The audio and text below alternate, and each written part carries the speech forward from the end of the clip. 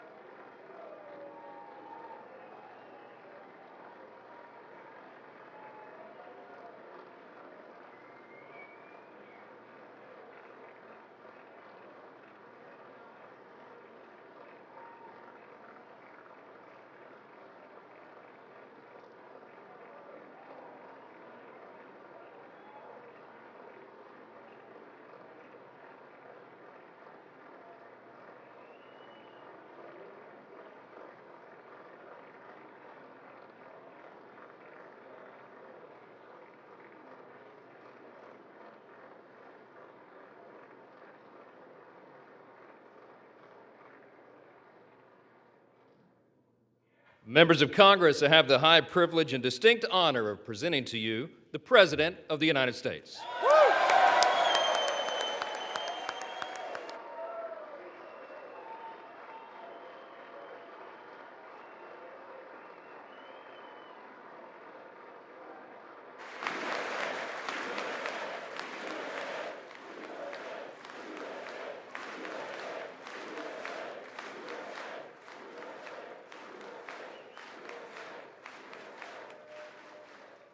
Well, thank you very much, everybody. It's really an honor. Speaker Johnson, Vice President Vance, First Lady of the United States.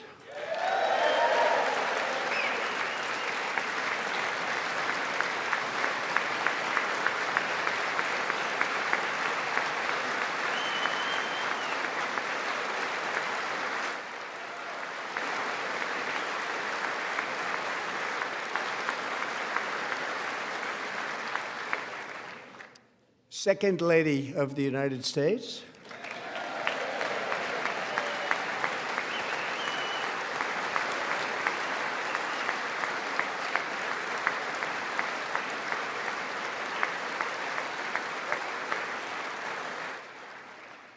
Members of Congress and my fellow Americans, our nation is back, bigger, better, richer, and stronger than ever before.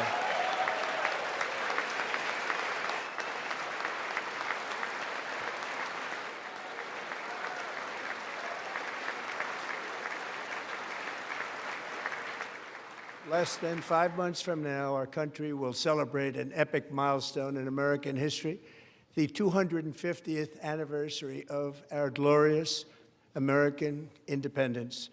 This July 4th, we will mark 2.5 centuries of liberty and triumph, progress and freedom in the most incredible and exceptional nation ever to exist on the face of the earth. And you've seen nothing yet. We're going to do better and better and better. This is the golden age of America.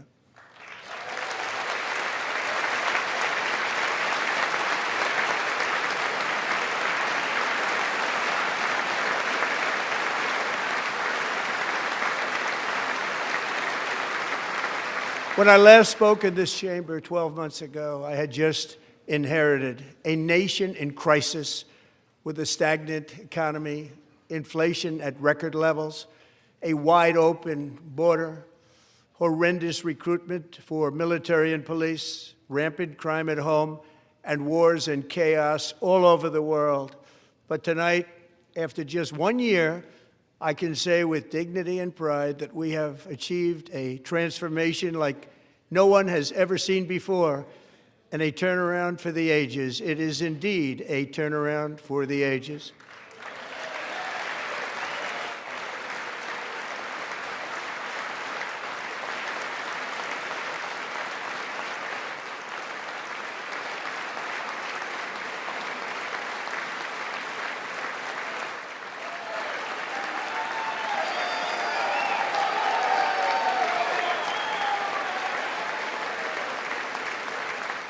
And we will never go back to where we were just a very short time ago. We're not going back.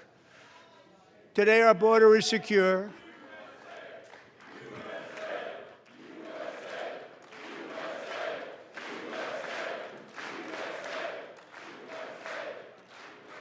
Thank you. Today, our border is secure. Our spirit is restored.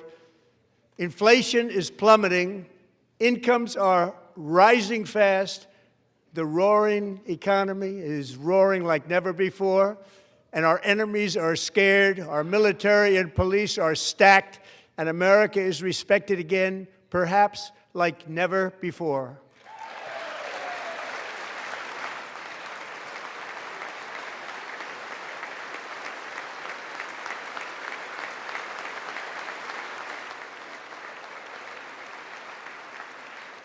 After 4 years in which millions and millions of illegal aliens poured across our borders, totally unvetted and unchecked, we now have the strongest and most secure border in American history by far.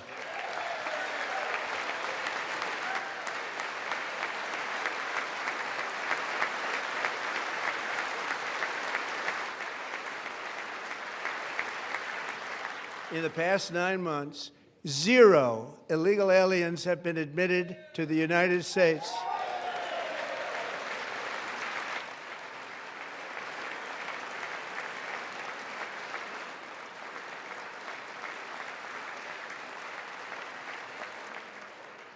But we will always allow people to come in legally, people that will love our country and will work hard to maintain our country.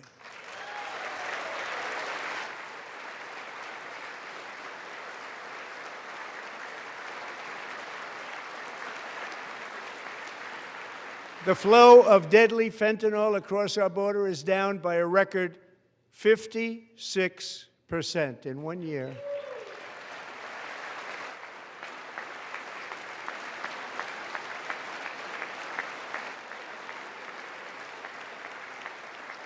And last year, the murder rate saw its single largest decline in recorded history. This is the biggest decline, think of it, in recorded history, the lowest number in over 125 years, year 1900. In fact, substantially before my wonderful father, I had a wonderful father, Fred, before he was born, substantially before he was born.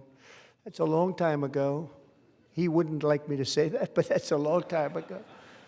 The Biden administration and its allies in Congress gave us the worst inflation in the history of our country. But in 12 months, my administration has driven core inflation down to the lowest level in more than 5 years. And in the last 3 months of 2025, it was down to 1.7%.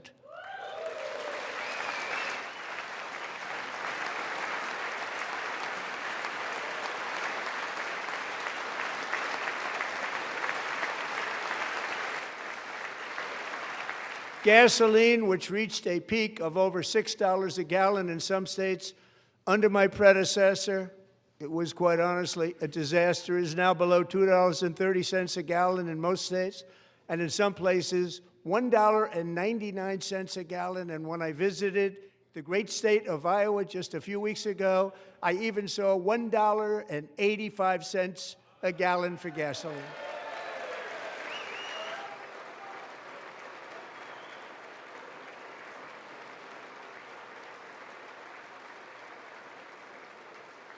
Mortgage rates are the lowest in 4 years and falling fast, and the annual cost of a typical new mortgage is down almost $5,000 just since I took office. 1 year.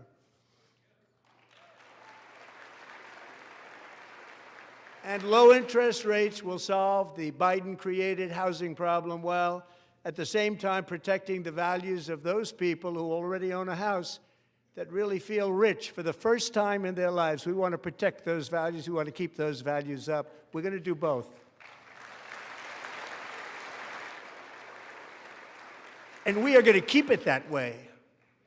The stock market has set 53 all-time record highs since the election. Think of that, 1 year. Boosting pensions, 401ks, and retirement accounts for the millions and millions of Americans. They're all gaining. Everybody's up, way up.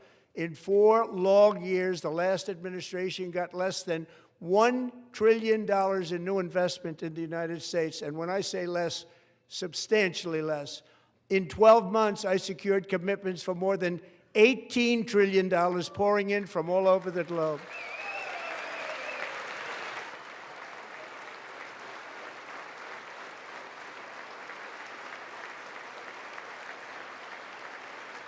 Think of it, much less than $1 trillion for 4 years versus much more than $18 trillion for 1 year. What a difference a president makes. A short time ago, we were a dead country. Now we are the hottest country anywhere in the world, the hottest.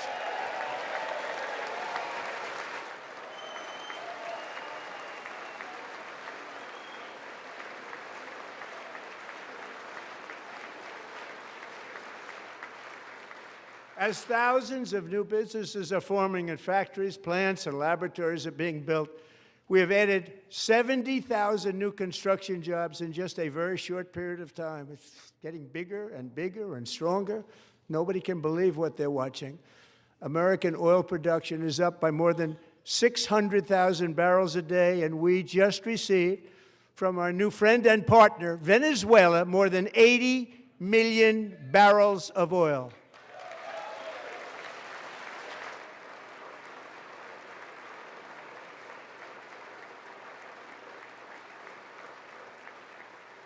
American natural gas production is at an all-time high because I kept my promise to drill, baby, drill.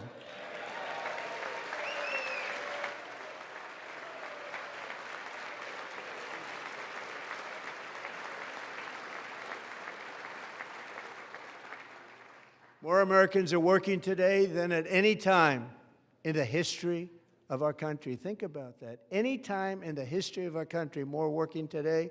And 100% of all jobs created under my administration have been in the private sector.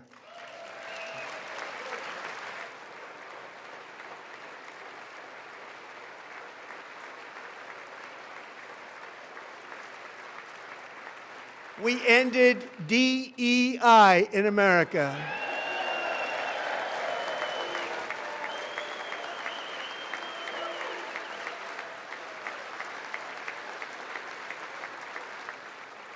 We cut a record number of job-killing regulations, and in 1 year we have lifted 2.4 million Americans, a record, off of food stamps.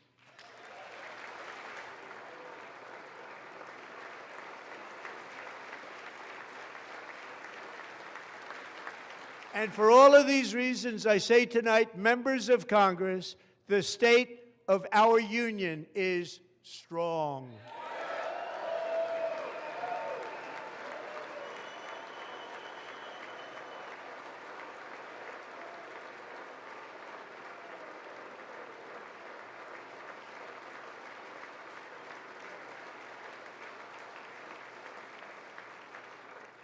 Our country is winning again. In fact, we're winning so much that we really don't know what to do about it. People are asking me, please, please, please, Mr. President, we're winning too much. We can't take it anymore. We're not used to winning in our country. Until you came along, we're just always losing, but now we're winning too much. And I say, no, no, no, you're going to win again. You're going to win big. You're going to win bigger than ever. And to prove that point, here with us tonight is a group of winners who just made the entire nation proud. The men's gold medal Olympic hockey team. Come on in.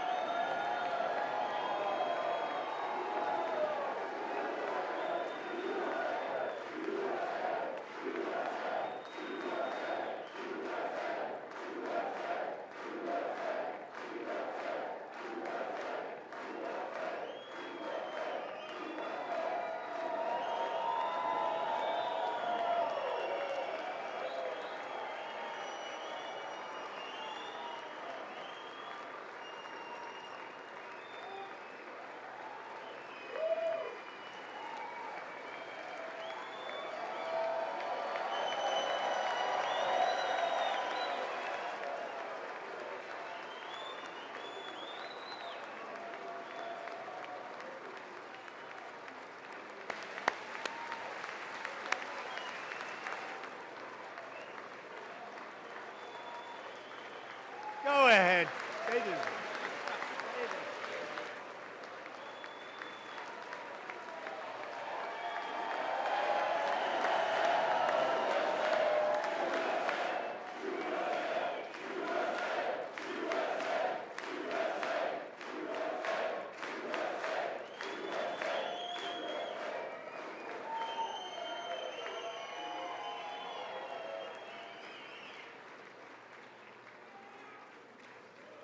That's the first time I've ever seen them get up. And actually, not all of them did get up. But they beat a fantastic Canadian team in overtime, as everybody saw, as did the American women who will soon be coming to the White House.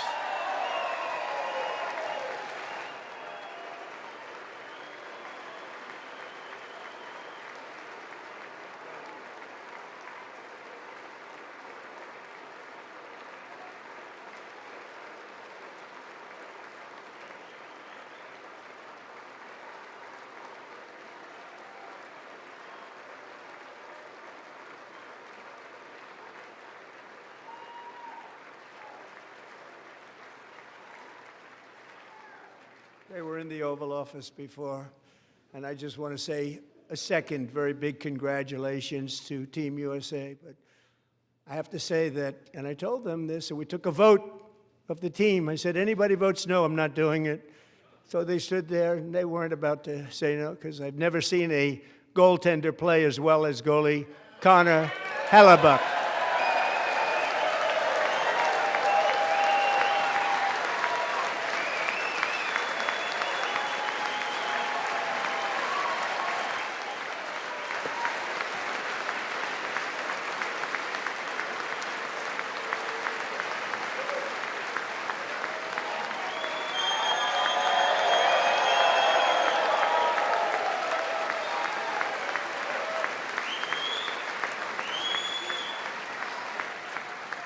Think of it, 46 shots on goal, and I asked him, the one shot, the one where you put your stick in the back and it hit the neck of your stick and bounced off, do you practice that, or was that a little lucky? He refused to answer that question. But I just want to tell you that the members of this great hockey squad will be very happy to hear, based on their vote and my vote, and in this case my vote was more important, that I will soon be presenting Connor with our highest civilian honor, which we will be given and which has been given to many athletes over the years. But when I say many, not too many, like 12, it's called the highest civilian honor in our country, the Presidential Medal of Freedom.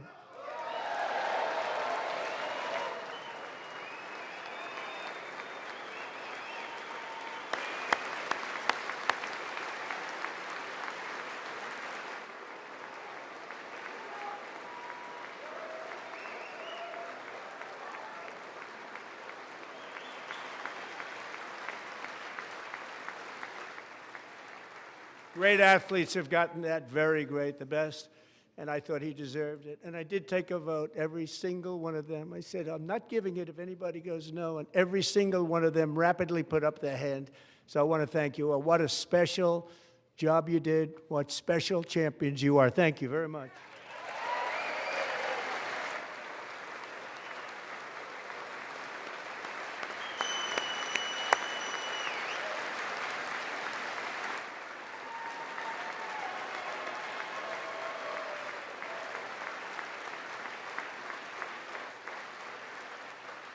I'm also pleased to say that the next time the Olympic torch is lit, it will be here in America for the 2028 Olympics, and it's the summer version right in Los Angeles. We're going to do a good job in Los Angeles.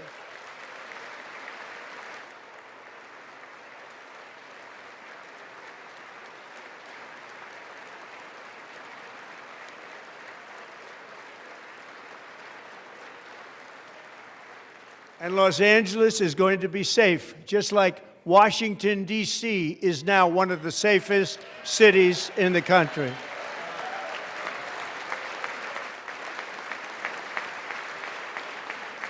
And this year, and I must say I got them both. I got them in my first term, and I was disappointed because I didn't think I'd be the president when this happened. But strange things took place.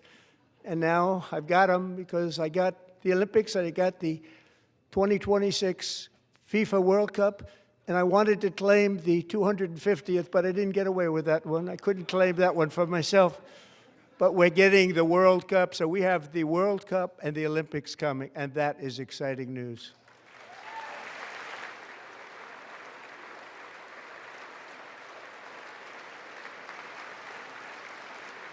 So this will be a year to celebrate our country and the heroes who have kept it free. Men like Buddy Taggart. At age 17, Buddy volunteered to defend America in World War II, serving in the Pacific under the great General Douglas MacArthur. He fought bravely in the famous Battle of Manila, worked so hard. He was badly wounded and almost killed by enemy machine guns in Luzon. And 81 years ago this month, he liberated the largest internment camp in the Philippines, one of the largest anywhere in the world. Buddy earned many honors, including a Purple Heart and a Bronze Star, came home, started a family, and tonight he is in the gallery looking forward to July 4th, 2026, his 100th birthday.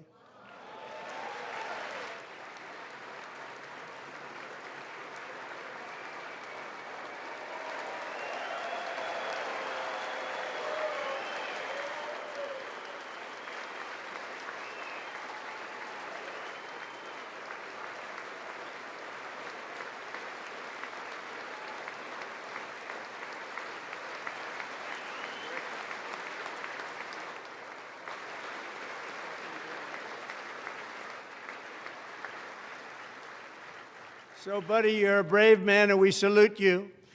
Even in times of challenge, setback, and immense heartache, the spirit of 1776 has always shone through very brightly.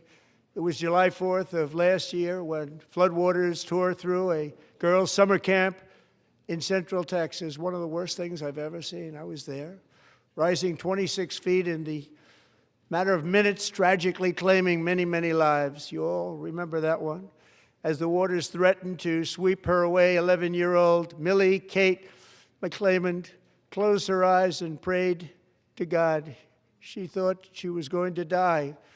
Those prayers were answered when Coast Guard rescue swimmer Scott Ruskin descended from a helicopter above. Nobody knew where he came from.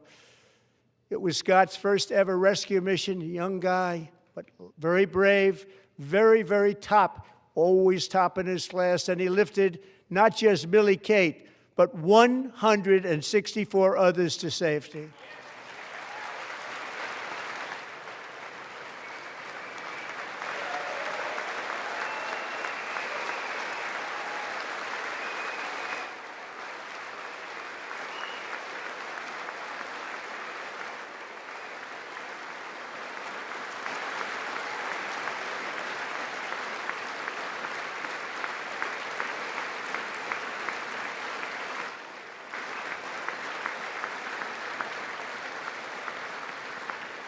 People watched Scott from a distance, and they couldn't believe what they were seeing. The winds were blowing, the rain was pouring, everything was going, and that rapid water, nobody's ever seen anything like it. They said, wow, that's something. Tonight, Scott and Millie Kate are here together, reunited for the very first time. Thank you, Scott, Millie Kate.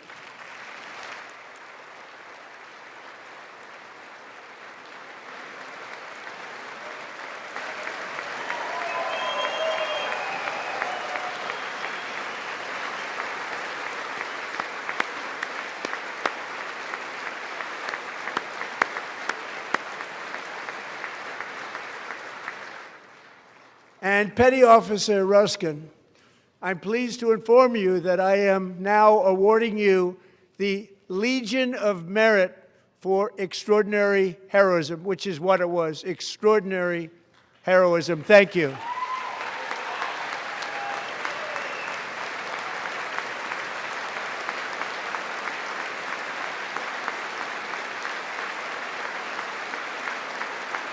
And I'd like to have the military aide to please come down and take care of the service. Military aide, thank you very much. Take care of that very important service. Thank you very much. From 1776 to today, every generation of Americans has stepped forward to defend life, liberty, and the pursuit of happiness. And they're really doing it for the next generation. But now it's our turn. Together we're building a nation where every child has the chance to reach higher and go further, where government answers to the people, not the powerful, and where the interests of hardworking American citizens are always our first and ultimate concern. That is the debt we owe to the heroes who came before us, and that is the promise we must keep to America for our 250th year.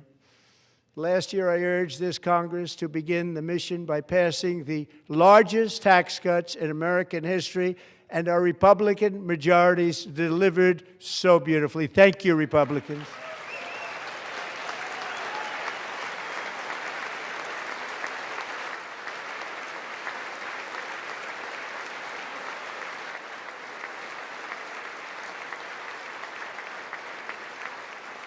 All Democrats, every single one of them, voted against these really important and very necessary massive tax cuts.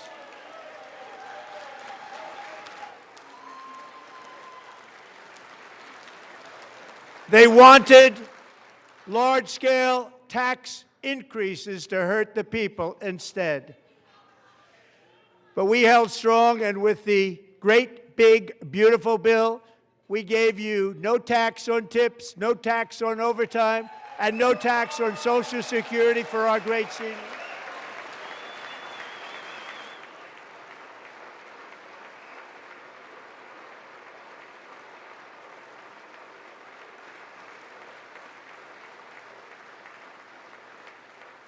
And we also made interest on auto loans tax deductible the first time, but only if the car is made in America.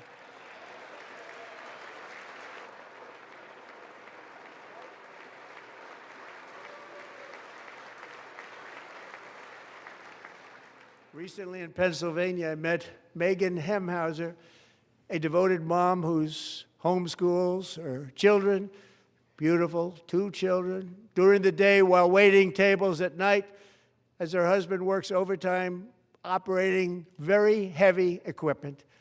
Megan is here this evening, and she's happy to tell you that she is so much richer because with no tax on tips, no tax on overtime, and her expanded child tax credit done again by Republicans, Megan and her husband will take home more than $5,000 extra just for the year, cutting her tax bill in more than half.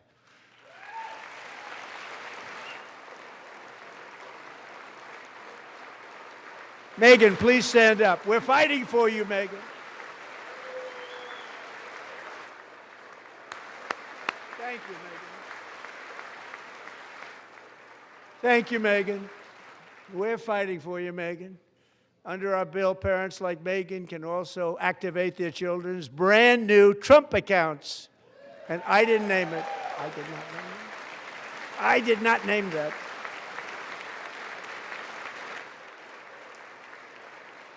Nobody believes me, but I did not name it. It was named by a very tall man sitting right there in the 3rd row. Nice man, a good man. Tax-free investment accounts for every American child. This is something that's so special and has taken off and gone through the roof. Millions will be pre-funded courtesy of the U.S. Treasury and private individuals like Michael and Susan Dell, who have donated $6.25 billion to fund the Trump accounts for 25 million American children. They're great people.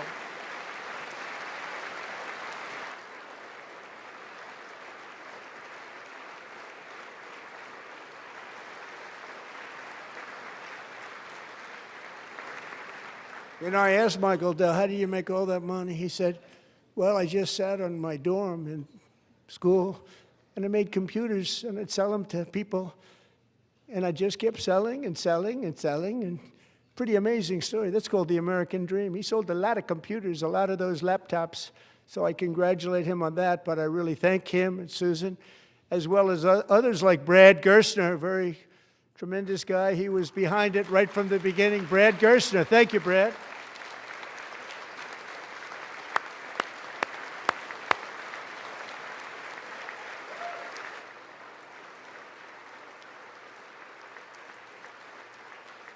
So with modest additional contributions, these young people's accounts could grow to over $100,000 or more by the time they turn 18. Think of it. How much money is that for somebody that started with nothing?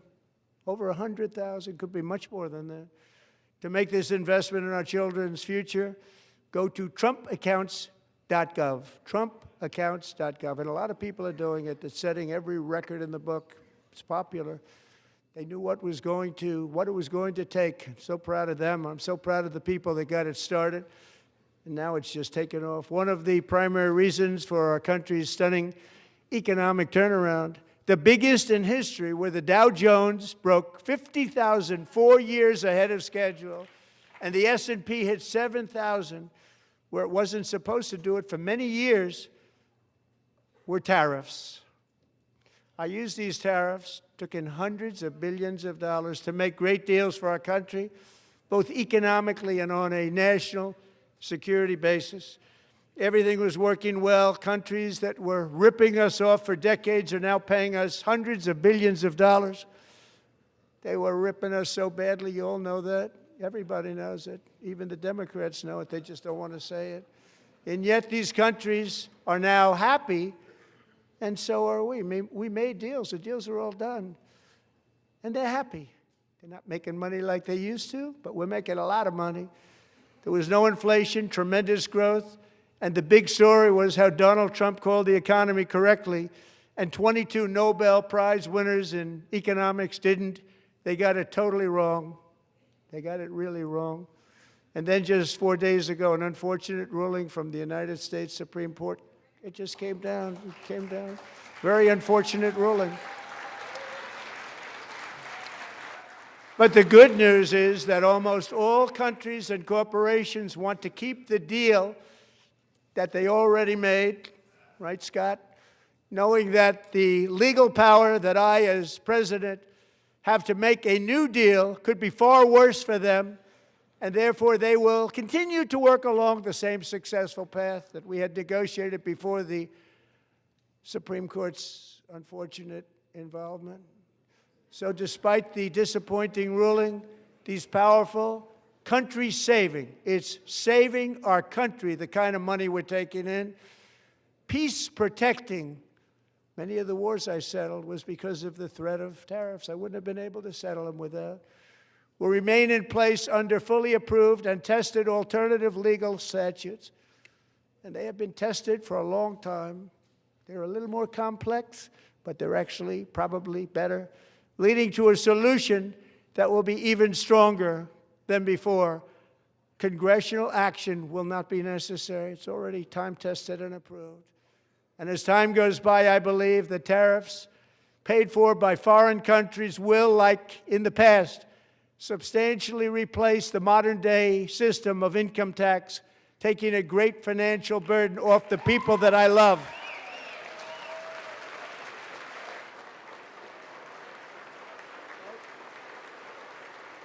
Right?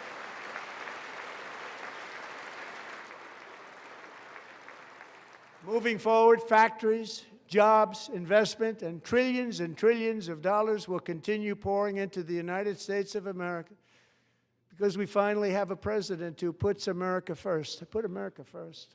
I love America.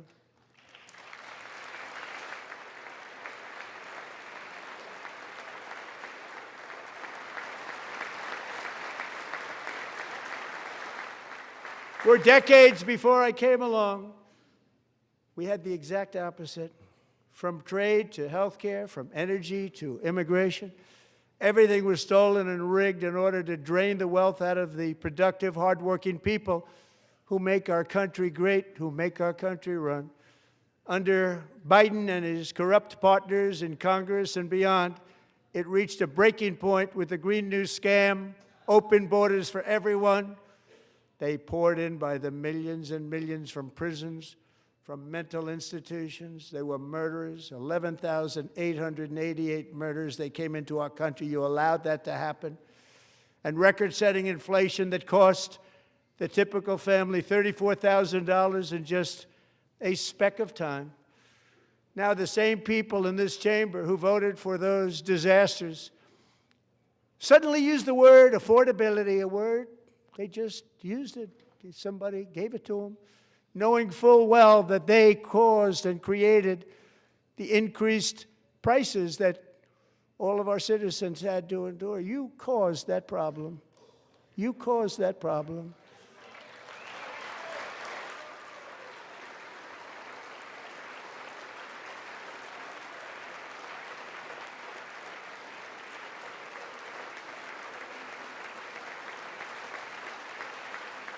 They knew their statements were a lie. They knew it. They knew their statements were a dirty, rotten lie. Their policies created the high prices Our policies are rapidly ending them. We are doing really well. Those prices are plummeting downward.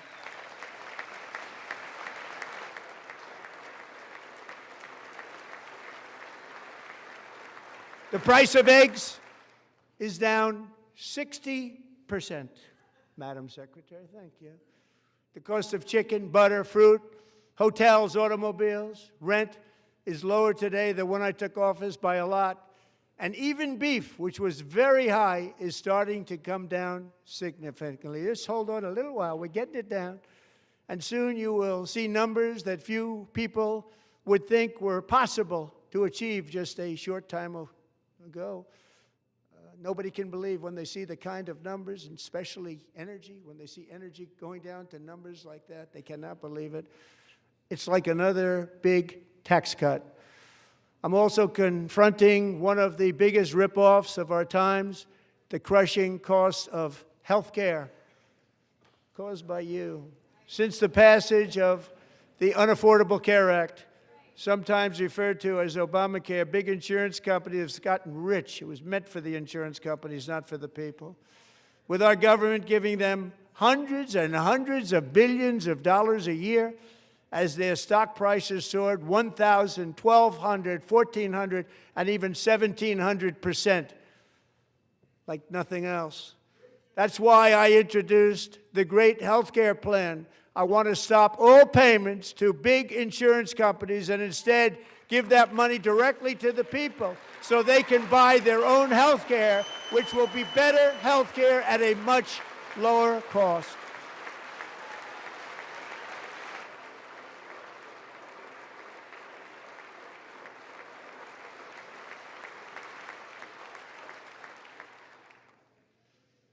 In addition, my plan requires maximum price transparency. That's a big deal. Sounds so simple, so big. And I did that in my first term, and the Democrats immediately terminated it with full knowledge that they were doing a very bad thing for the people. Costs were going to go way up, and that's what happened, and now I'm bringing them way down on health care and everything else. I'm also ending the wildly inflated cost of prescription drugs like has never happened before.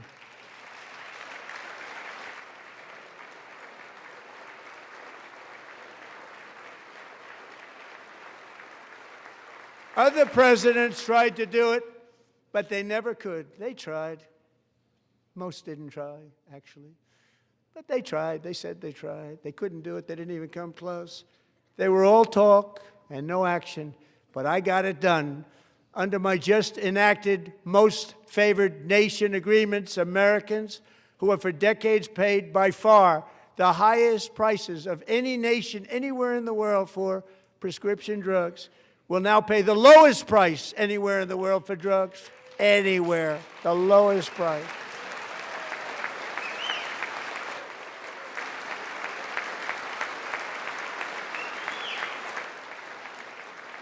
So in my first year of the second term, should be my third term, but strange things happen. I took prescription drugs, a very big part of health care, from the highest price in the entire world to the lowest. That's a big achievement. The result is price differences of 300, 400, 500, 600% and more, all available right now at a new website called TrumpRx.gov. And I didn't name that one either, by the way.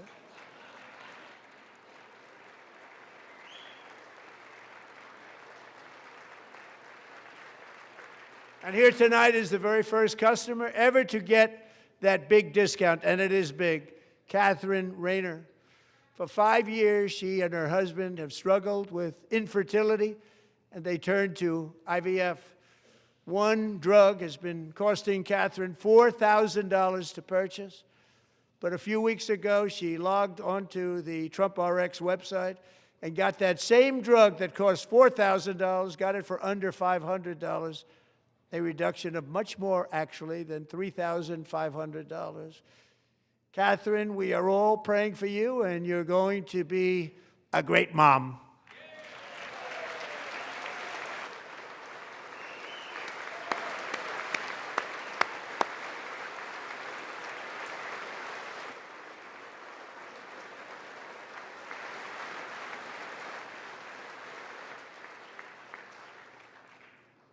So now I'm calling on Congress to codify my most favored nation program into law. Now, the one thing, I'm not sure it matters because it's going to be very hard for somebody that comes along after me to say, let's raise drug prices by 700 or 800%.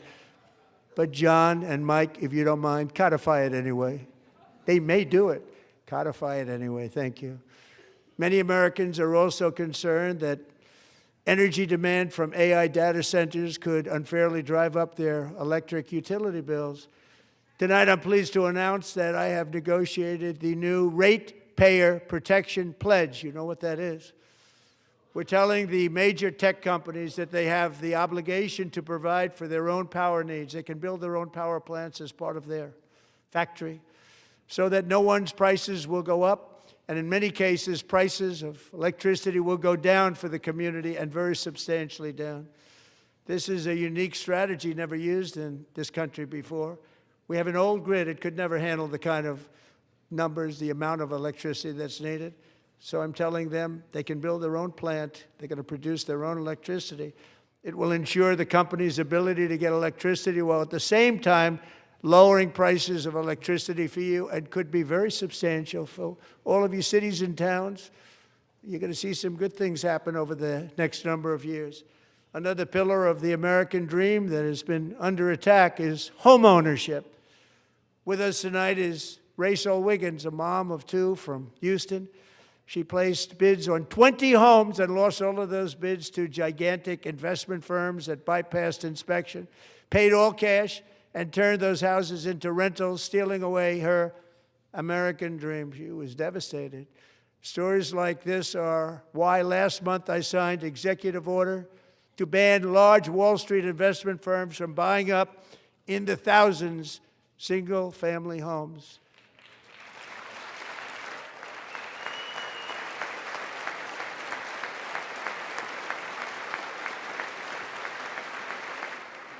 And now I'm asking Congress to make that ban permanent, because homes for people, really, that's what we want. We want homes for people, not for corporations. Corporations are doing just fine. Rachel, thank you very much. Good luck with your home. You'll get one soon.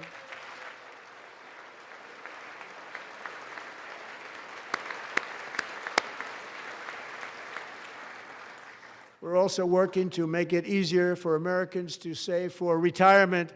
And under this administration, we will always protect Social Security and Medicare. They are not protecting it for our seniors. We will always protect Social Security, Medicare, Medicaid.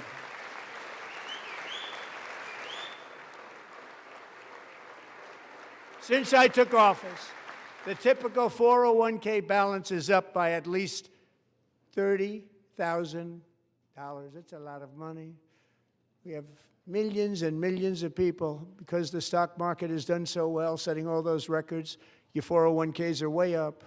Yet half of all of working Americans still do not have access to a retirement plan with matching contributions from an employer. To remedy this gross disparity, I'm announcing that next year my administration will give these often forgotten American workers, great people, the people that built our country, access to the same type of retirement plan offered to every federal worker. We will match your contribution with up to $1,000 each year. As we ensure that all Americans can profit from a rising stock market, let's also ensure that members of Congress cannot corruptly profit from using insider information.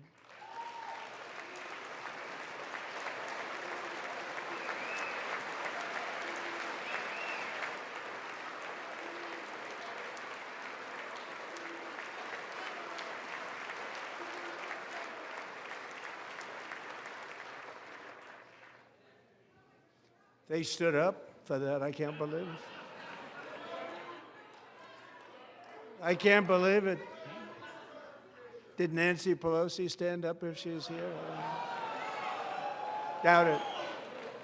Pass the Stop Insider Trading Act without delay.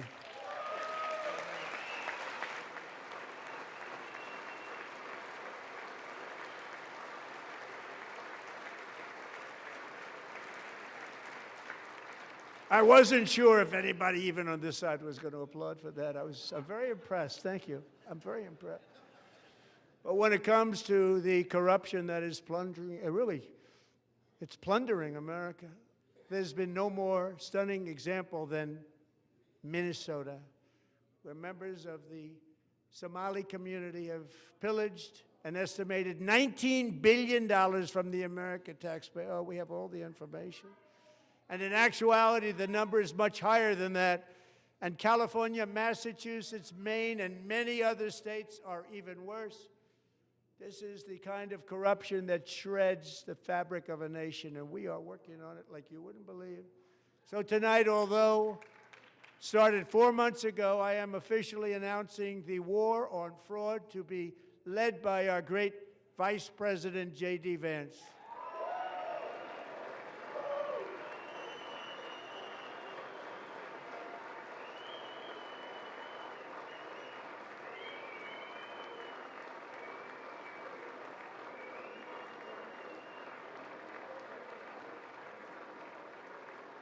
He'll get it done. If we're able to find enough of that fraud, we will actually have a balanced budget overnight. It'll go very quickly. That's the kind of money you're talking about. We'll balance our budget. The Somali pirates who ransacked Minnesota remind us that there are large parts of the world where corruption and lawlessness are the norm, not the exception. Importing these cultures through unrestricted immigration and open borders brings those problems right here to the USA. And it is the American people who pay the price in higher medical bills, car insurance rates, rent, taxes, and perhaps most importantly, crime. We will take care of this problem. We're going to take care of this problem. We are not playing games. Delilah.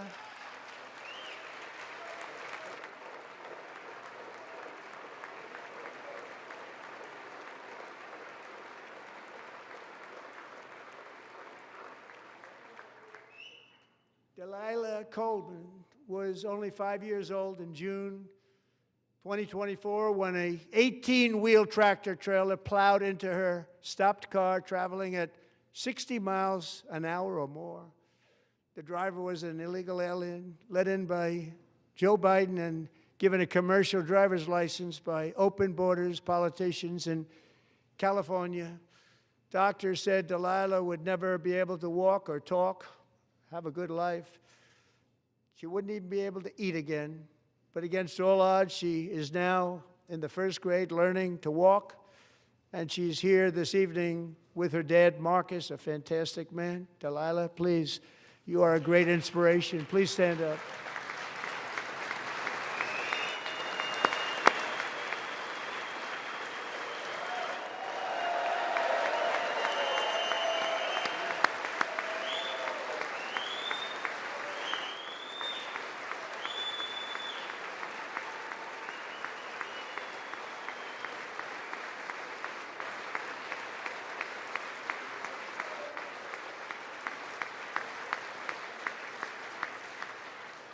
Thank you, Delilah. Many, if not most, illegal aliens do not speak English and cannot read even the most basic road signs as to direction, speed, danger, or location.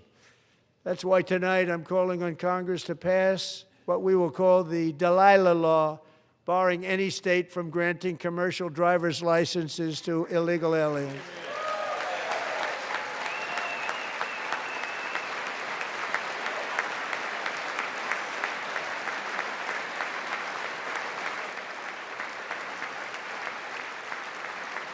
And yesterday, as you probably saw at the White House, I hosted a ceremony with Americans who lost their treasured loved ones to the scourge of illegal immigration. People came into our country, how we allowed this to happen with our open borders.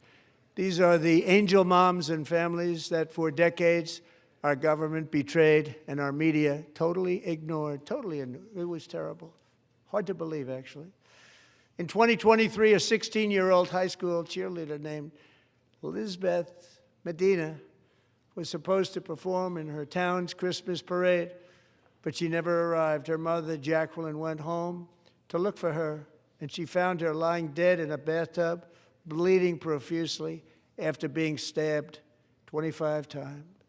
Lizbeth's killer was a previously arrested illegal alien who had broken in and brutally extinguished the brightest light in her family's life, violently and viciously.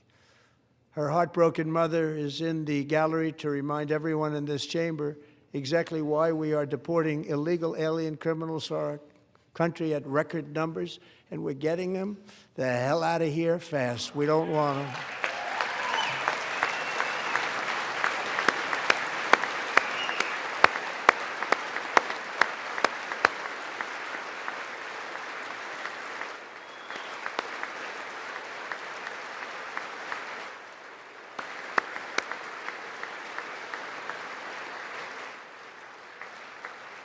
Thank you very much, Jacqueline. Thank you. We can never forget that many in this room not only allowed the border invasion to happen before I got involved, but indeed they would do it all over again if they ever had the chance. If they ever got elected, they would open up those borders to some of the worst criminals anywhere in the world. The only thing standing between Americans and a wide open border right now is President Donald J. Trump and our great Republican patriots in Congress. Thank you. Thank you.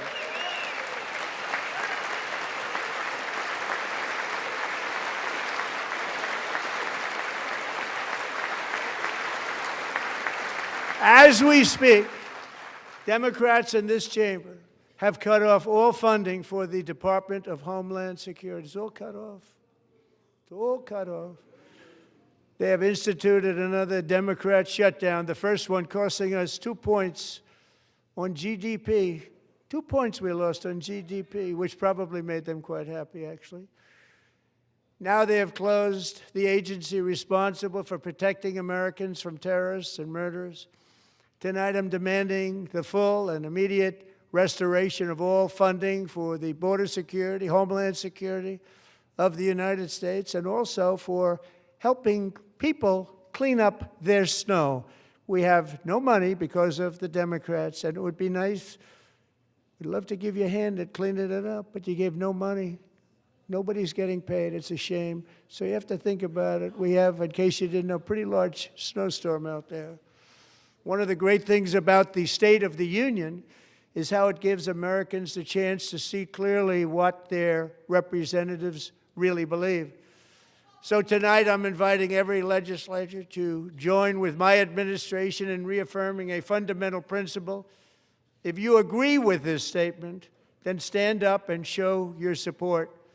The first duty of the American government is to protect American citizens, not illegal aliens.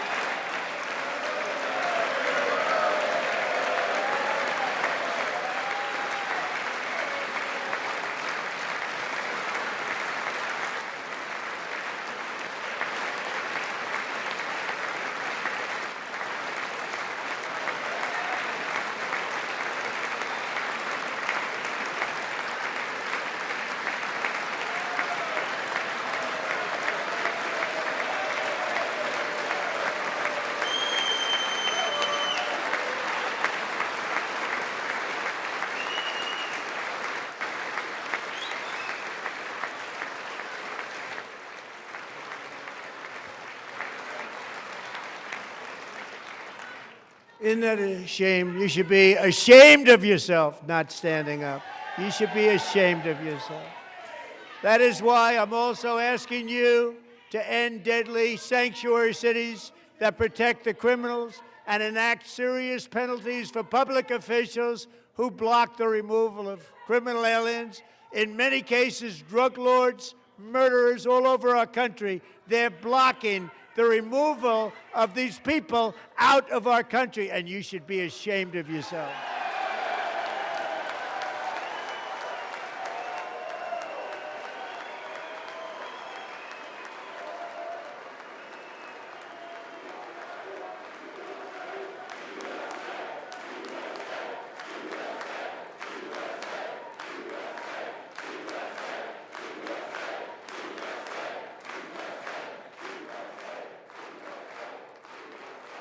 And perhaps most importantly, I'm asking you to approve the Save America Act.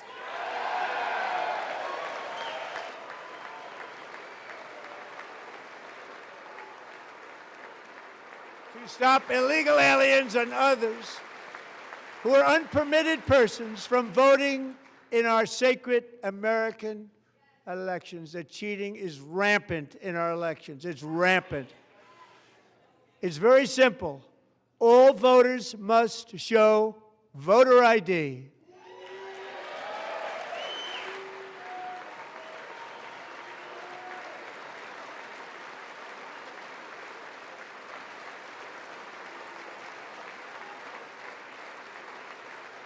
All voters must show proof of citizenship in order to vote.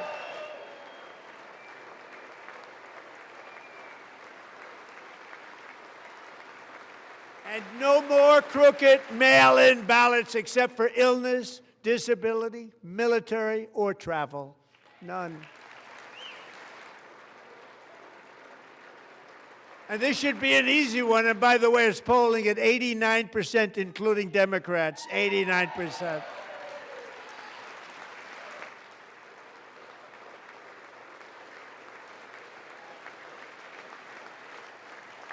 And even the new communist mayor of New York City, I think he's a nice guy, actually. Speak to him a lot. Bad policy, but nice guy. Just said they want people to shovel snow. They got hit hard. Wants them to shovel snow, but if you apply for that job, you need to show 2 original forms of ID and a Social Security card. Yet they don't want identification for the greatest privilege of them all, voting in America. No, it's no good. No good. Both Republicans and Democrats overwhelmingly agree on the policy that we just enunciated. And Congress should unite and enact this common sense, country-saving legislation right now, and it should be before anything else happens.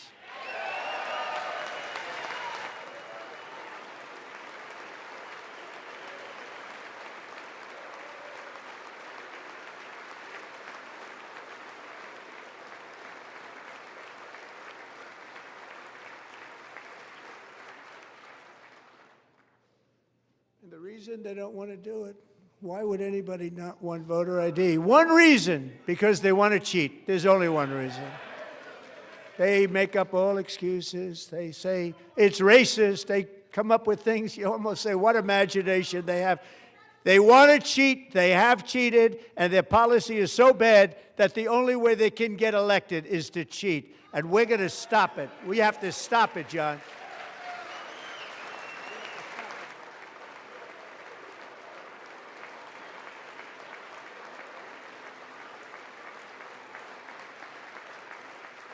And here is one more opportunity to show common sense in government.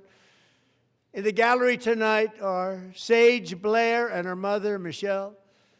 In 2021, Sage was 14 when school officials in Virginia sought to socially transition her to a new gender, treating her as a boy and hiding it from her parents. Hard to believe, isn't it?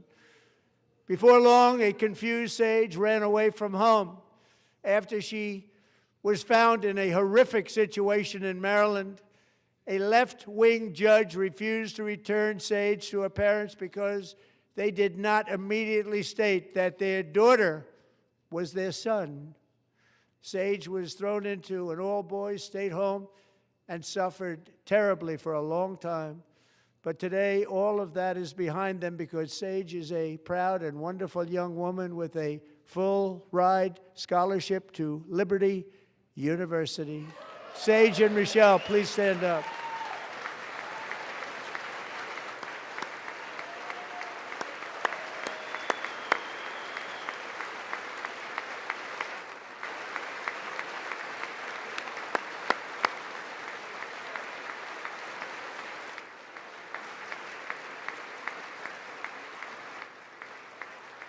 And thank you for your great bravery. And who can believe that we're even speaking about things like this?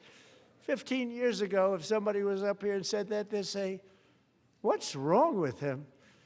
But now we have to say it because it's going on all over numerous states without even telling the parents. But surely we can all agree no state can be allowed to rip children from their parents' arms and transition them to a new gender against the parents' will. Who would believe that we're even talking about this? We must ban it, and we must ban it immediately.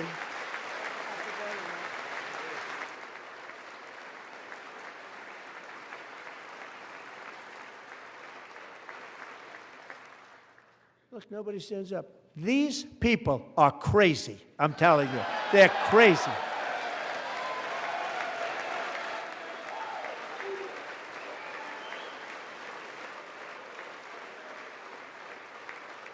Amazing, incredible. Boy, oh boy. We're lucky we have a country. With people like this, Democrats are destroying our country, but we've stopped it just in the nick of time, didn't we? Huh?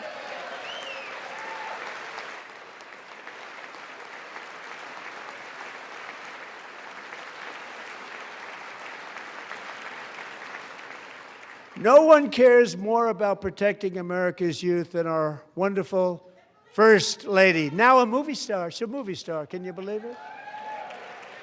Who would have believed that? Over the past year, she has had an incredible impact championing AI legislation, advancing a landmark executive order on foster care, and helping secure $30 million to launch the Melania Trump Foster Youth to Independence Initiative. It's a tremendous, really a tremendous thing that happened and had a lot of bipartisan support. She gets much better bipartisan support than I do. I get none. She gets a lot. Someday you're going to have to tell me how you did that. And students and educators in every state have joined the First Lady's efforts in the presidential AI challenge, keeping America's next generation positioned to succeed and strongly succeed in the future. Tonight, we welcome two young people whose lives reflect the First Lady's impact, Sierra Burns and Everest Nevermont. Thank you both, and Melania, thank you. I know how hard you worked on it. Thank you very much.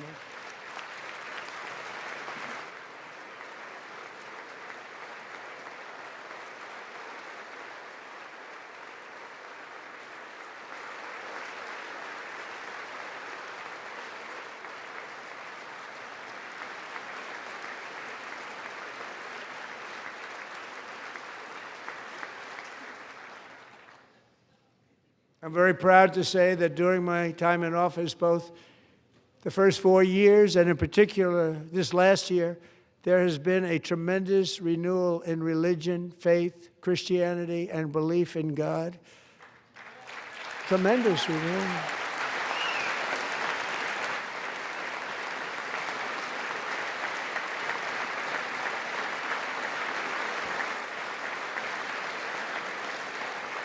This is especially true among young people, and a big part of that had to do with my great friend, Charlie Kirk, a great guy, great man.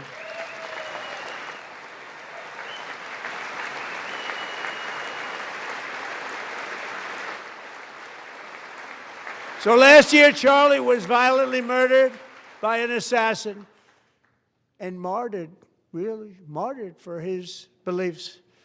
His wonderful wife, Erica, is with us tonight. Erica, please stand.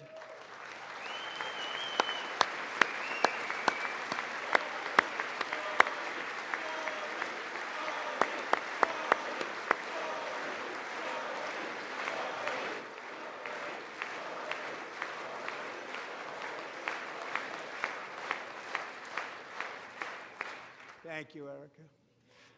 Been through a lot.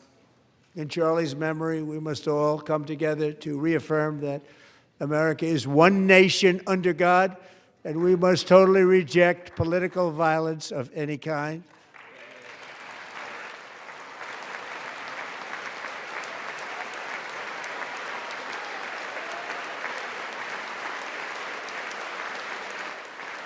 We love religion, and we love bringing it back, and it's coming back at levels that nobody actually thought possible. It's really a beautiful thing to see. Above all, unleashing America's promise requires keeping our communities safe.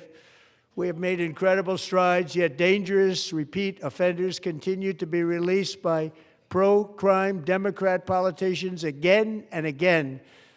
We are honored to be joined tonight by a woman who's been through hell, Aliya Rahman. In 2022, she and her beautiful daughter, so beautiful, what a beautiful young woman, Irina, fled war-torn Ukraine to live with relatives near Charlotte, North Carolina. And by the way, what's going on with Charlotte? Last summer, 23-year-old Irina was riding home on the train when a deranged monster who had been arrested over a dozen times and was released through no cash bail, stood up and viciously slashed a knife through her neck and body. No one will ever forget, there were people on that train. No one will ever forget the expression of terror on Irina's face as she looked up at her attacker in the last seconds of her life. She died instantly. She had escaped a brutal war only to be slain by a hardened criminal, set free to kill in America, came in through open borders. Mrs. Zaretsky, tonight I promise you we will ensure justice for your magnificent daughter, Irina.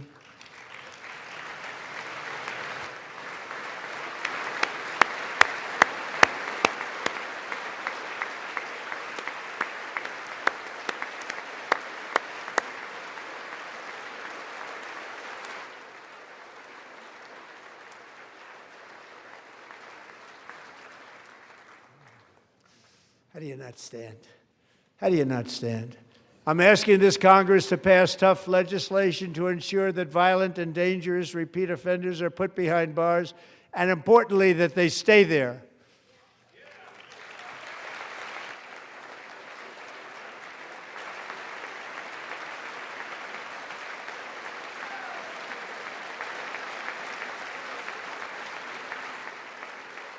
Starting last summer, I deployed our National Guard and federal law enforcement to restore law and order to our most dangerous cities, including Memphis, Tennessee, big success, New Orleans, Louisiana, big success, and our nation's capital itself, Washington, D.C., where we have almost no crime anymore in Washington, D.C. How did that happen?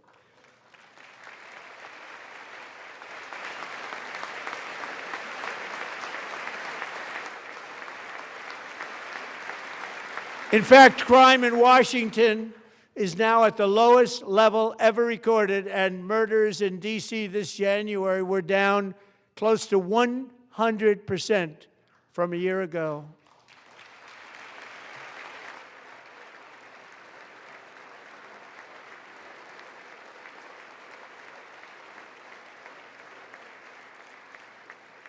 They don't like to hear that. One of the brave service members who helped achieve this stunning turnaround was 20-year-old West Virginia Army National Guard Specialist Sarah Beckstrom. After a 4-month deployment, she voluntarily extended her service, and her rank was going to be lifted. She was doing so well. They were so proud of her. But the very next day, she was on patrol near the White House when she was ambushed and shot in the head by a terrorist monster from Afghanistan. Shouldn't have been in our country. And all because she wore the uniform of our nation. She was shot. He traveled here because he didn't like people wearing our uniform. He was sick and deranged. Shouldn't have been in our country. Sarah Beckstrom died in order to defend our capital, and we are honored to be joined by her wonderful parents, Gary and Evalie. Your daughter was a true American patriot, and she will be greatly missed. She was a great person. I saw reports on her. They've never seen anything like it.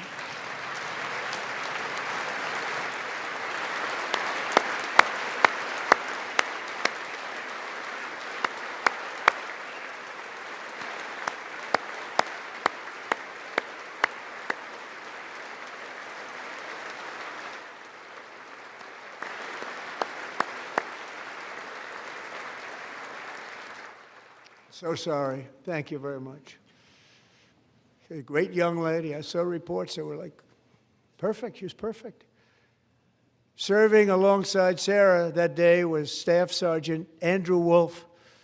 The terrorist shot Andrew in the head, and no one thought he could possibly make it. The two of them, Sarah and Andrew, both shot violently in the head.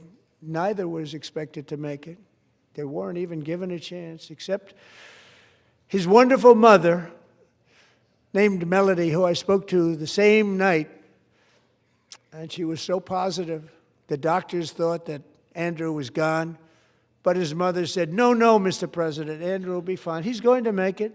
I've never seen anything like it. I mean, he was given almost no chance. She said, I have no doubt, sir, he's going to be okay. This was a conversation that I had with her that night, with her son laying helplessly in bed, blood all over. Everybody is praying, she said, sir, he will be okay. The doctors didn't understand what she was saying, and after looking at the results of the damage done, neither did I. She was so strong and conclusive that even Andrew's great father felt she didn't really understand the gravity of the situation.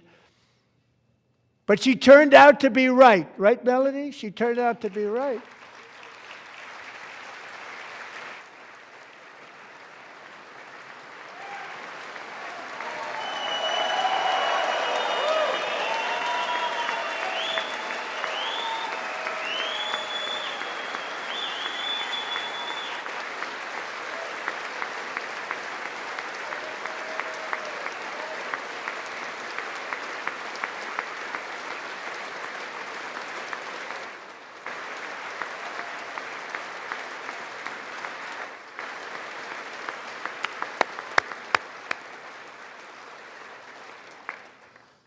Amazing, actually.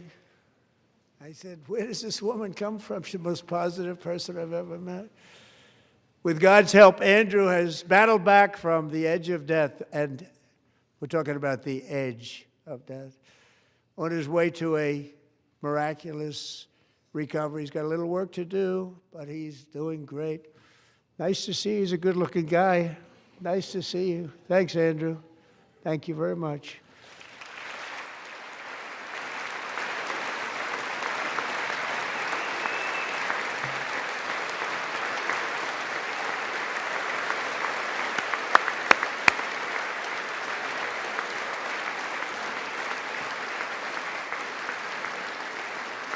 So, Andrew, while you're up, now I'm going to ask a highly respected General James Seward to present Staff Sergeant Andrew Wolf and the great family of Sarah Beckstrom with the award created by our late, great President George Washington himself. It's called the Purple Heart.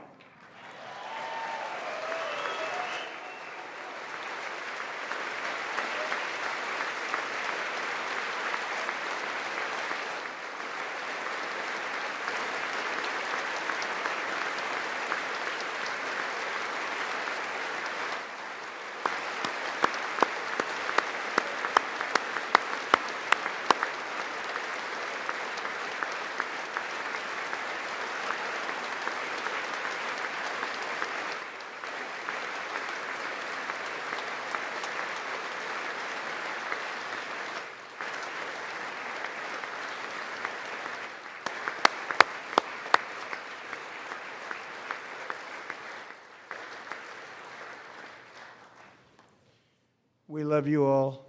Love you. We're proudly restoring safety for Americans at home, and we are also restoring security for Americans abroad. Our country has never been stronger. My first 10 months, I ended 8 wars, including Cambodia. Isn't it funny? Sick people.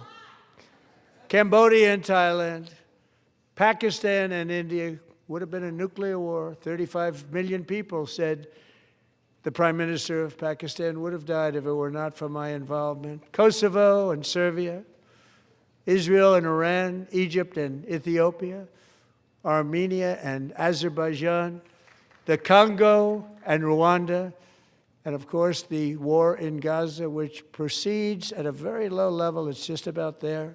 And I want to thank Steve Witkoff and Jared Kushner for your help. Thank you, Steve. Thank you, Jared.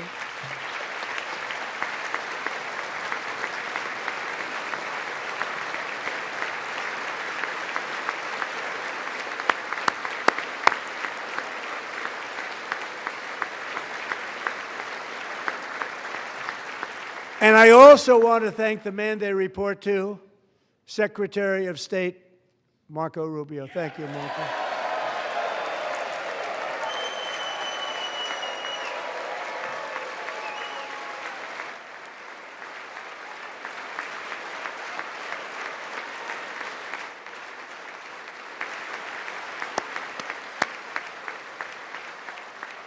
People like you.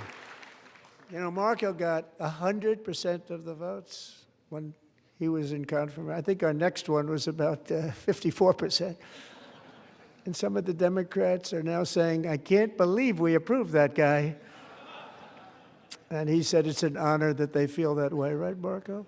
You have done a great job, great Secretary of State. I think he'll go down as the best ever.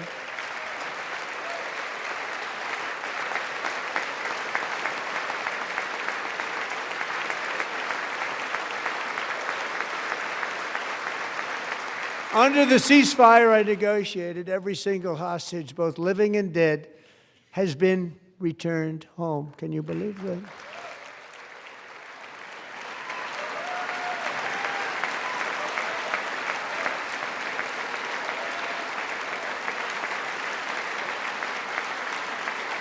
Nobody thought it was possible. Nobody thought that was possible. Both living and dead. And those parents who had a dead son, their boy, they'd always tell me their boy, they wanted him as much as though he were living. It was an amazing period of time. And they came back, and when we got all of the living hostages back, and many, many before them, but I always said those last 20 are going to be very tough, but we got many, many more, hundreds. But I said those last 20 are going to be tough. We got them back. But we only got back 14 or 15 of the dead of the 28. And believe it or not, Hamas worked along with Israel, and they dug and they dug and they dug.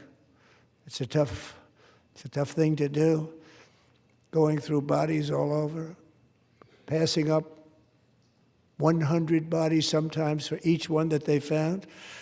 Tough job. And they finally got it back to 27. And then Steve and Jared, they got it back to 28. They found all 28. Nobody thought that was possible, but we did it. And I remember the family of the 28th. They were so grieved, but they were so happy as it's possible to be. They had their boy back. The mother said, "Sir, we have our boy back." What a period of time that was, but we got them all back. So thank you both very much. Great job.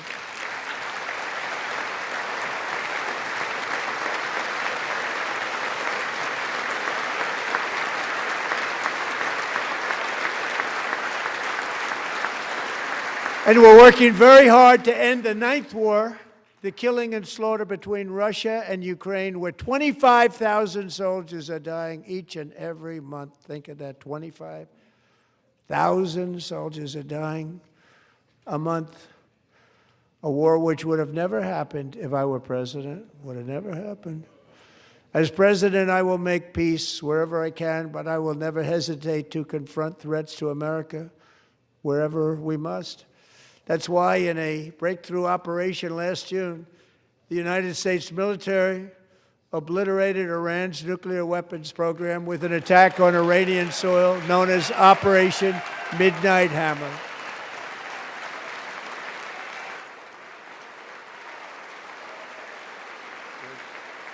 Good.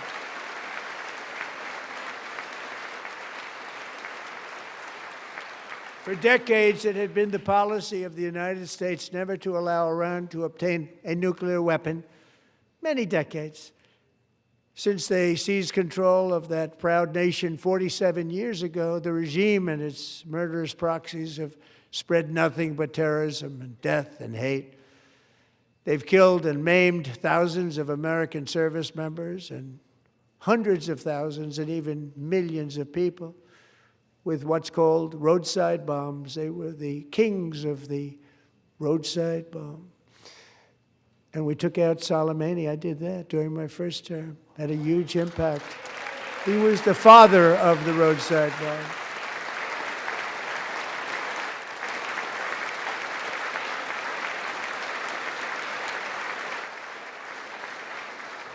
And just over the last couple of months with the protests, they've killed at least, it looks like, 32,000 protesters. 32,000 protesters in their own country. They shot them and hung them.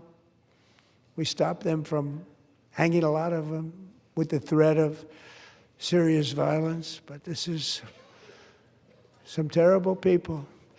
They've already developed missiles that can threaten Europe and our bases overseas, and they're working to build missiles that will soon reach the United States of America. After Midnight Hammer, they were warned to make no future attempts to rebuild their weapons program, and in particular, nuclear weapons. Yet they continue. They're starting it all over. We wiped it out, and they want to start all over again, and are at this moment again pursuing their sinister ambitions. We are in negotiations with them. They want to make a deal, but we haven't heard those secret words. We will never have a nuclear weapon. My preference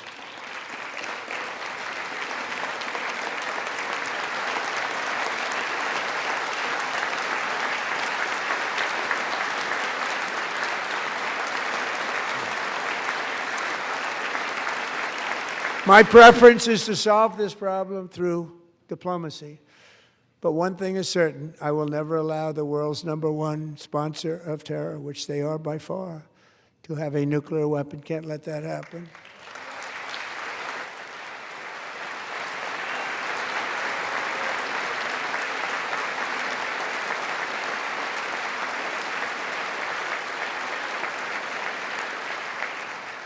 And no nation should ever doubt America's resolve. We have the most powerful military on earth. I rebuilt the military in my first term. We're going to continue to do so. Also, we just approved a $1 trillion budget. We have no choice. We have to be strong, because hopefully we will seldom have to use this great power that we built together. It's really called peace through strength, and it's been very, very effective.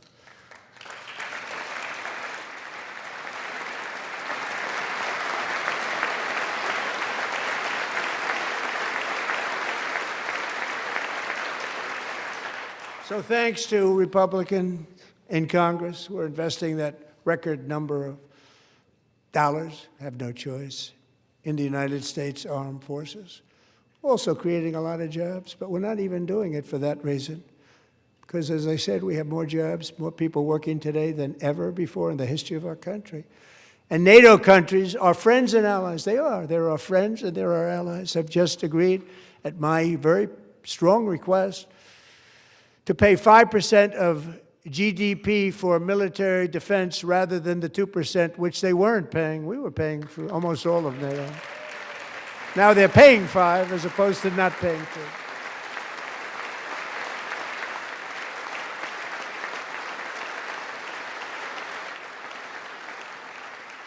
And getting that 5% was something which everyone said would never be done, could not happen. We got it really easily with one meeting. And big difference between 2% that's not paid. We were paying the freight of many of them. Very few were paid up. Now 5%, then they're paid. And everything we send over to Ukraine is sent through NATO, and they pay us in full. They pay us totally in full. Every branch of our armed forces is setting records for recruitment. This is so exciting. and every service member recently.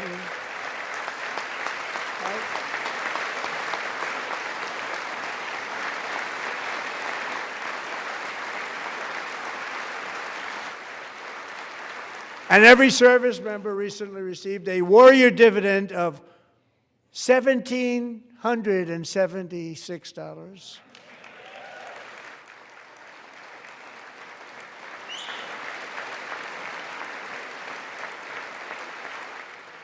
You know, they put it on my desk. We got the money from tariffs and other things, a lot of money we have. We have much more money than people understand. Have to rebuild that program a little bit, but it won't take long. But we got the money, and it was $1,775, and they wanted my approval. And I said, what's the number? $1,775. I said, wait a minute. For one more dollar, we can have $1,776. It's going to I said, we're going to figure that. I never asked anybody if we could afford it. One more dollar, I said $1,776. And I said, that's good. And I'll tell you what, our military, that was 4 months ago, our military, I never see a person in the military that doesn't thank me for it, so we're honored to do it. They deserve it. And we call it 1776. It was great. And we love our military. We love our law enforcement. We love our firemen. You know, the firemen don't get mentioned enough. We love our firemen. We're also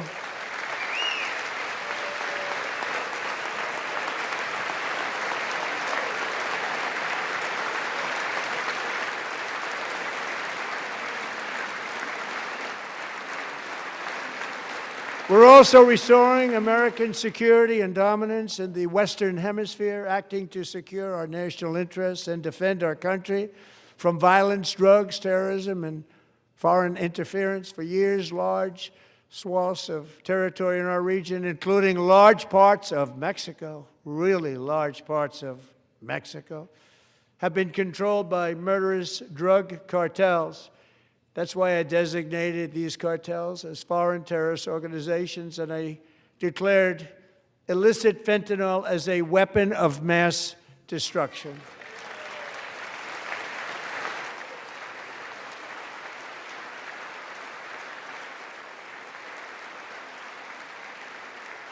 And with our new military campaign, we have stopped record amounts of drugs coming into our country and virtually stopped it completely coming in by water or sea. You probably noticed that. We very seriously damaged their fishing industry also. Nobody wants to go fishing anymore. We've also taken down one of the most sinister cartel kingpins of all. You saw that yesterday. In January,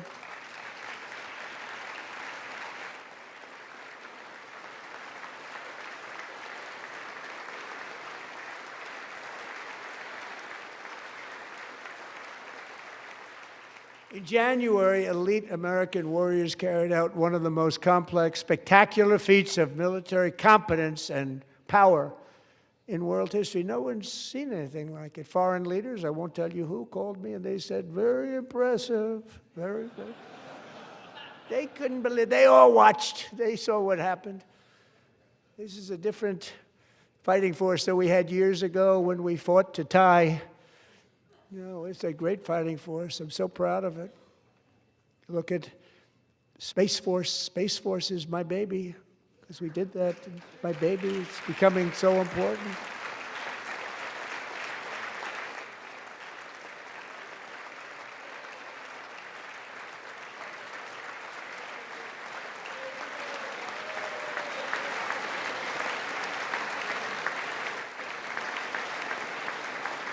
And America's armed forces overwhelmed all defenses and utterly defeated an enemy, good fighters, to end the reign of outlaw dictator Nicolas Maduro and bring him to face American justice.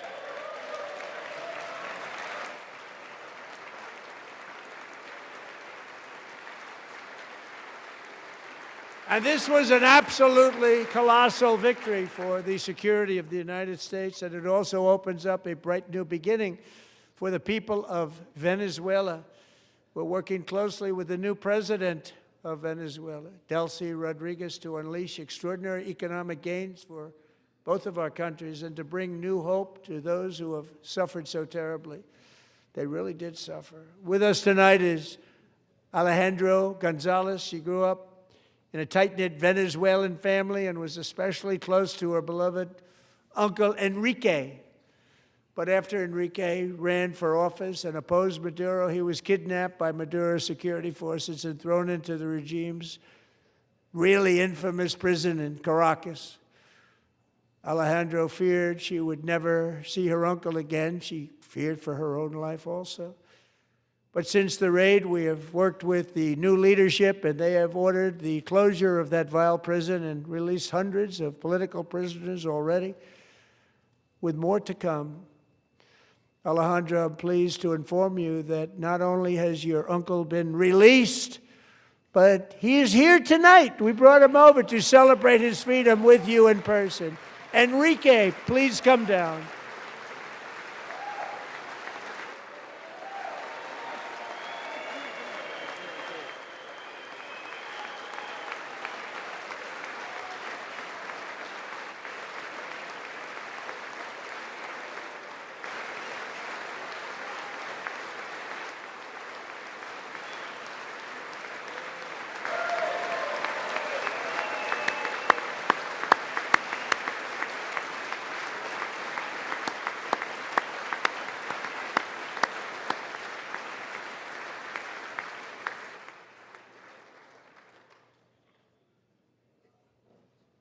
Thank you, Enrique. Have a good time.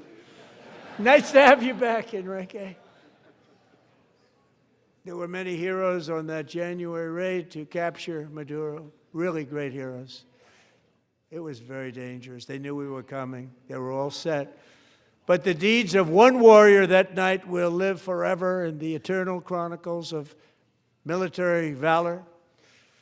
Chief Warrant Officer 5, Eric Slover, planned the mission and was the flight lead in the cockpit of the first helicopter, a big, beautiful, powerful helicopter. It was a massive Chinook carrying, as you can imagine, many, many American warfighters. Wearing the dog tags his wife Amy had blessed with holy water before he left. She knew it was going to be a rough one. Eric steered the Chinook under the cover of night and descended swiftly upon Maduro's heavily protected military fortress. This was a major military installation, protected by thousands of soldiers and guarded by Russian and Chinese military technology. How did that work out? Not too good. While preparing to land, enemy machine guns fired from every angle, and Eric was hit very badly in the leg and hip, one bullet after another. He absorbed 4 agonizing shots, shredding his leg into numerous pieces. And yet, despite the fact that the use of his legs was vital to successful helicopter flight, legs are the most important part of flying a helicopter, to deliver the many commandos who would capture and detain Maduro was the only thing Eric was thinking about. Then, even as he was gushing blood, which was flowing back down the aisle, helicopter lands at a steep angle. The machine guns stood right in front of him. They were right in front of him, 2 machine gunners who escaped the wrath of the previous planes. Eric maneuvered his helicopter with all of those lives and souls to face the enemy and let his gunners eliminate the threat. Turned the helicopter around so the gunners could take care of business, saving the lives of his fellow warriors from what could have been a catastrophic crash deep in enemy territory. Only after safely landing the helicopter with all the warriors aboard in the exact right spot, which was vital to the mission. We probably would have had to maybe cancel the mission if that didn't happen. Eric told his co-pilot, also wounded, but not as gravely, to take over. I'm about ready to pass out. The success of the entire mission and the lives of his fellow warriors hinge on Eric's ability to take the searing pain. It was unbelievable what's happened to his legs of the bullets and keep on flying and landing and People knew what was happening. Everybody in the back of the helicopter knew because they saw the blood pouring down the aisle. Chief Warrant Officer Slover is still recovering from his serious wounds, but I'm thrilled to say that he is here tonight with his wife, Amy. Eric and Amy, come on in.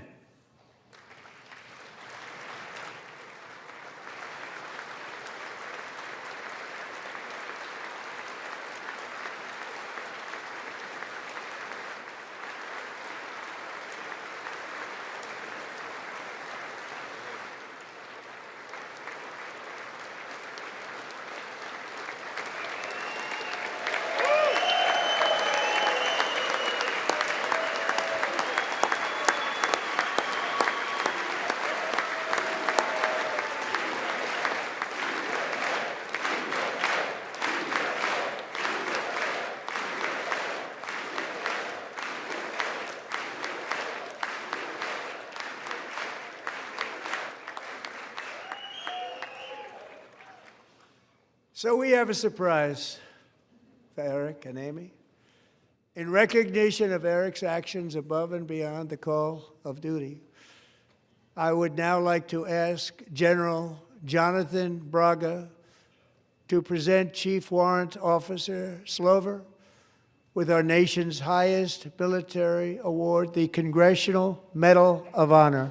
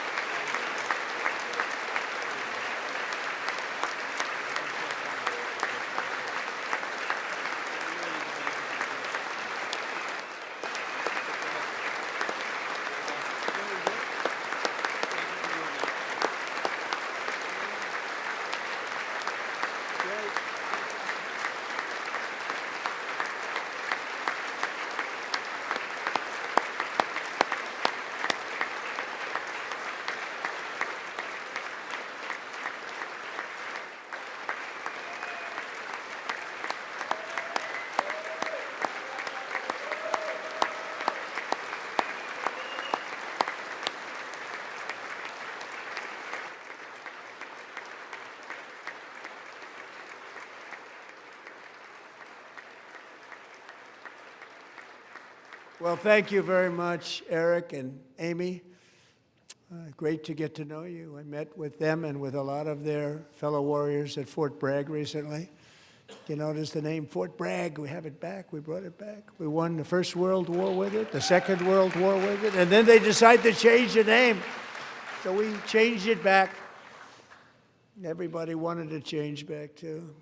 And 10 of Eric's fellow warriors from that incredible night of victory will also be receiving medals at a private ceremony that will soon be held at the White House, and Eric will be there. Thank you.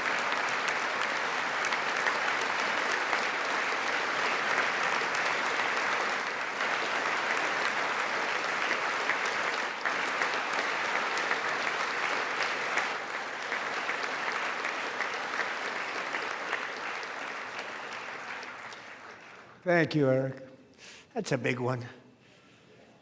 Tonight we've celebrated many truly extraordinary American patriots, but there is one last living legend to honor before we go. He is one more heroic American aviator, Navy fighter pilot. Royce Williams served in World War II, Korea, Vietnam, flying more than 220 missions. In the skies over Korea in 1952, Royce was in the dogfight of a lifetime, legendary dogfight. Flying through blizzard conditions, his squadron was ambushed by 7 Soviet fighter planes. It was his first aerial combat of the war, and despite being massively outnumbered and outgunned, Royce led the takedown of 4 enemy jets and almost destroyed the others, vanquishing his adversaries while taking 263 bullets to his own plane and being seriously hurt. His story was secret for over 50 years. He didn't even want to tell his wife, but the legend grew and grew. But tonight, at 100 years old, this brave Navy captain is finally getting the recognition he deserves. He was a legend long before this evening. Royce, please stand up, and I will ask the First Lady of the United States to present Captain Royce Williams with his Congressional Medal of Honor.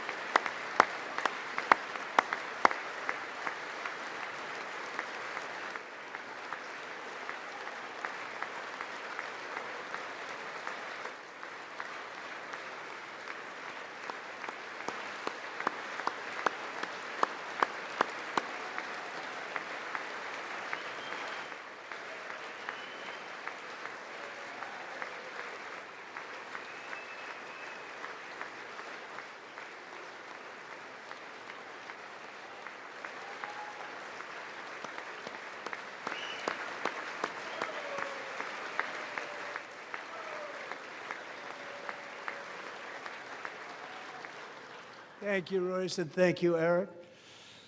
I've always wanted the Congressional Medal of Honor, but I was informed I'm not allowed to give it to myself, and I wouldn't know why I'd be taking it, but if they ever open up that law, I will be there with you someday. But you know, that's our highest honor, Congressional Medal of Honor, and that's a big thing, and it's an honor to be in the same room with you. Thank you both very much, Eric. Thank you.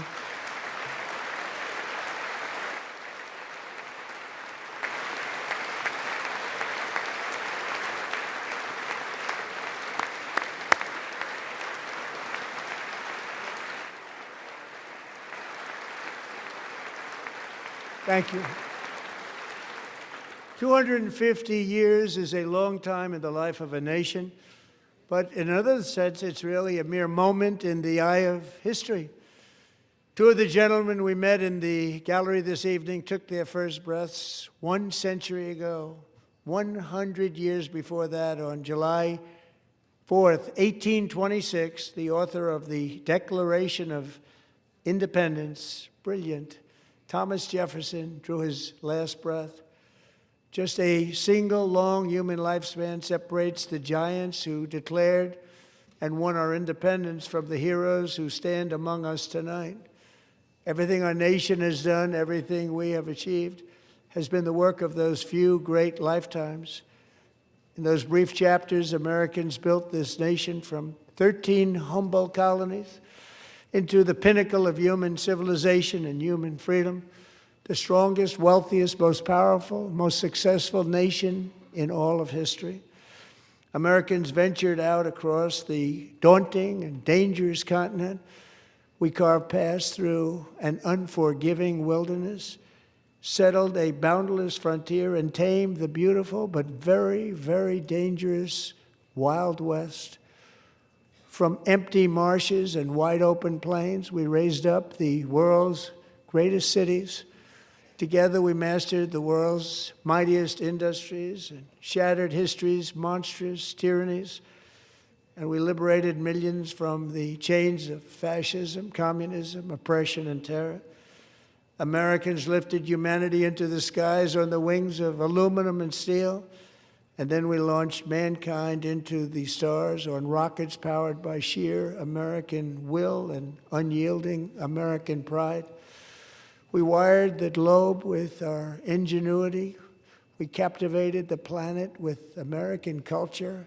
And now we are pioneering the next great American breakthroughs that will change the entire world.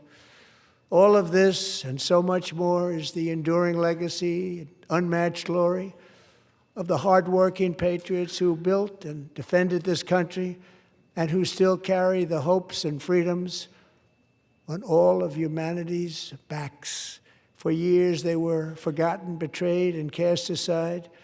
But that great betrayal is over, and they will never be forgotten again. Because when the world needs courage, daring, vision, and inspiration, it is still turning to America. And when God needs a nation to work his miracles, he knows exactly who to ask. There is no challenge Americans cannot overcome, no frontier too vast for us to conquer, no dream too bold for us to chase, no horizon too distant for us to claim. For our destiny is written by the hand of providence, and these first 250 years were just the beginning. From the rugged border towns of Texas to the heartland villages of Michigan, from the sun-kissed shores of Florida to the endless fields of the Dakotas, and from the historic streets of Philadelphia to right here in our nation's capital, Washington, D.C., the golden age of America is upon us. The revolution that began in 1776 has not ended. It still continues because the flame of liberty and independence still burns in the heart of every American patriot. And our future will be bigger, better, brighter, bolder, and more glorious than ever before. Thank you, God bless you, and God bless America.